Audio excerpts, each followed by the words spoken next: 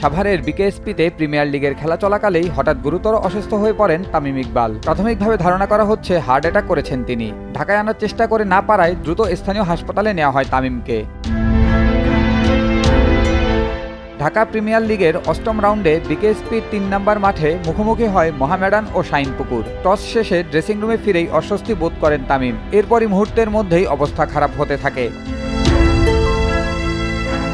তামিমের দল মোহামেডানের ম্যানেজার তরিকুল ইসলাম জানান, প্রথমে তামিমকে ঢাকার এবারকেয়ার হাসপাতালে নিয়ে যাওয়ার পরিকল্পনা ছিল, কিন্তু হেলিকপ্টারে করে তাকে সেখানে পৌঁছানোর পরিস্থিতি তৈরি হয়নি। ফলে দ্রুত সাভারের ফজিলাতুন্নেসা হাসপাতালে চিকিৎসা দেওয়া হচ্ছে। বর্তমানে তিনি সেখানে লাইফ সাপোর্টে আছেন। তামিমের দ্রুত সুস্থতা কামনা করে ফেসবুকে স্ট্যাটাস দিয়েছেন তার সতীর্থ খেলোয়াড়রা। এদিকে তামিমের অসুস্থতার কারণে বিসিবির বোর্ড সভা স্থগিত করা হয়েছে। বিসিবির পরিচালক ও কর্মকর্তারা হাসপাতালে দেখতে যাচ্ছেন তামিম ইকবালকে। আমার জন্য দোয়া করবেন, আর একটাই রিকোয়েস্ট করবো সবাইকে, আমাকে মনে রাখেন, ভুলে যান না সবাই।